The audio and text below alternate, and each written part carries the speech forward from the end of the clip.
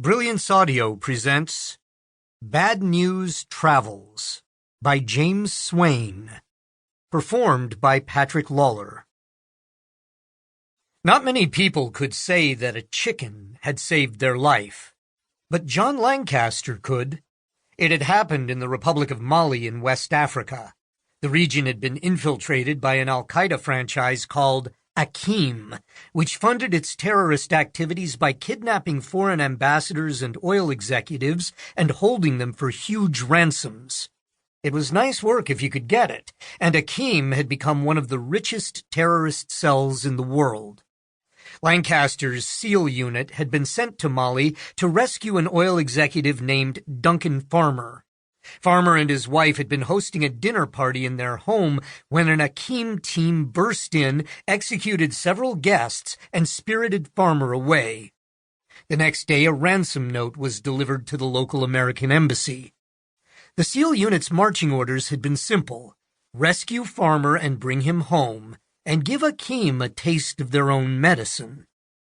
Lancaster was the front man, his relatively short stature and pot belly allowing him to mingle easily with the natives.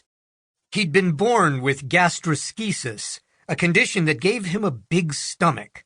People thought he was fat, but it was an illusion. Dressed in flowing robes and his face darkened by charcoal, he shuffled down the dirt road leading into town without drawing suspicion. He'd left before dawn. It was quiet, and he saw only a handful of people, mostly women going to fetch water. As he neared the town, a chicken ran out onto the road and started squawking up a storm. Not just any chicken, but a variety called a naked neck, a prodigious layer of eggs. He'd encountered naked neck chickens during missions in Africa before and was ready. Reaching into the pocket of his robe, he removed a handful of corn and sprinkled it liberally on the ground. The chicken quieted down and pecked away. "Where are your buddies?" he asked. It was an honest question. No one in Africa owned just one chicken. They owned a brood and kept them for eggs and their meat. Having just one chicken would be like owning an aquarium and keeping a single fish. It didn't feel right. He needed to find out why there was only one chicken or risk putting himself and his unit in danger. The chicken cleaned the ground and squawked for more.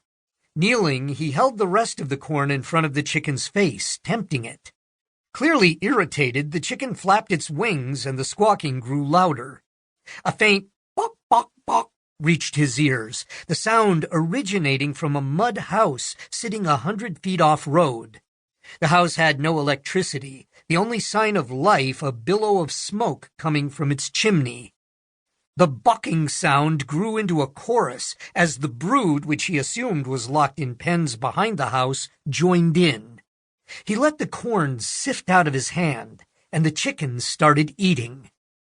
He wondered why the brood was locked up.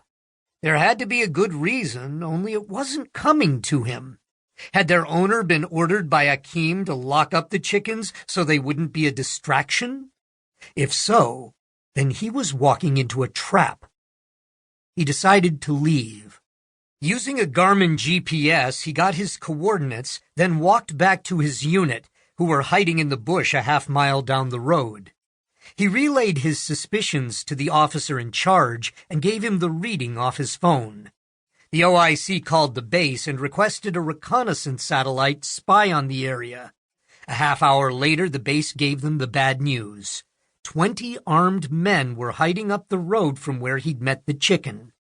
He wouldn't have stood a chance. The OIC asked for a drone to drop a bomb on the men. Then the unit hunted down the villager who'd given them the bad information and persuaded him to reveal where Farmer was being held prisoner. The next day, bruised and beaten but still very much alive, Farmer was flown back to the States with his family. Lancaster thought about that chicken often. If it hadn't run into the road and made a fuss, he would have walked into a trap and probably perished.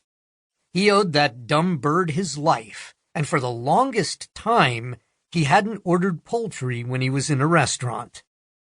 It seemed like the least he could do.